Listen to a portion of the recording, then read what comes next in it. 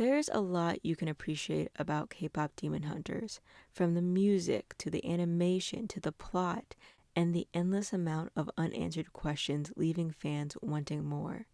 And there are plenty of videos out there already discussing and dissecting those aspects.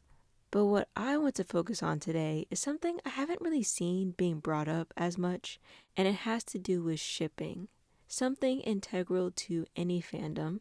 Shipping has no bounds and is only limited to really one's own imagination.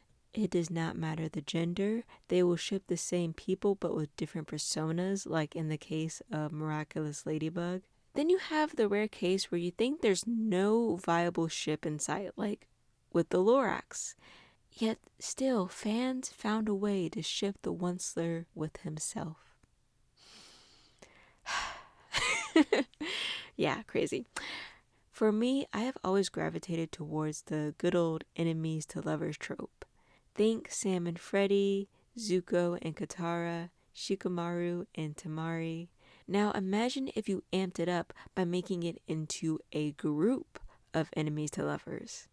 It's not hard to see because of the way they presented the ships made the film even more lovable in my eyes. I started looking back on series I enjoyed watching as a kid. What do the Powerpuff Girls, Winc Club, Pretty Rhythm, Aurora Dream, and K-pop Demon Hunters all have in common? Well, they each have a gender counterpart.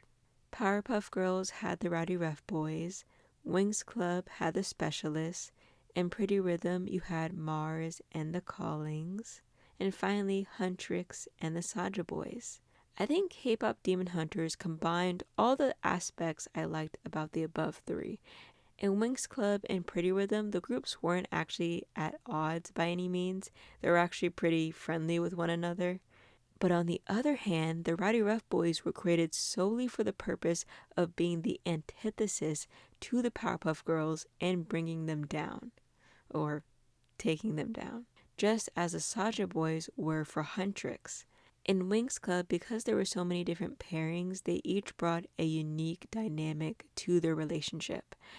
Some being more toxic than others. Looking at you, Riven and Musa.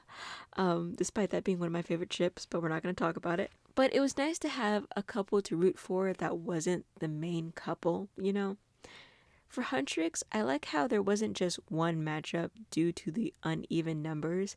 Of course, you'll have the popular ships like Mystery X Zoe, but then you'll also have those in the minority like me who ship Zoe and baby Saja. But had they done the three Saja boys, there would have been no wiggle room to have a ship like Miramabi, however you say that name, or ship. I'm over it. And last but not least, Pretty Rhythm had a lot of bops, honestly. Even though I'm talking about Pretty Rhythm or a Dream, they also had different renditions, including Rainbow Live and Dear My Future, which all three of them had a lot of great songs in them. And they also had this cool concept of them ice skating while singing, just like fighting demons while singing is pretty unique. And I bring up all of this to say I wish more series had that dynamic of enemies to lovers in an idol group form or edition. Like maybe if KDH had a series, we could have fleshed out the relationships a bit more, which I know is easier said than done. But it'd be nice to look back on this video and maybe years later get a series that fulfills my wish. Even if it's not KDH, it'd be nice to see that dynamic and trope in an animated series.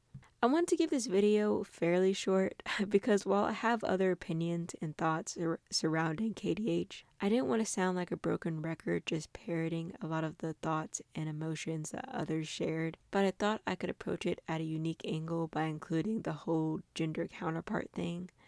But let me know if there are any animated series with this dynamic that I might have missed. I'm just going off my own experience. And thank you so much for watching, and I hope to see you in my next video. Bye-bye.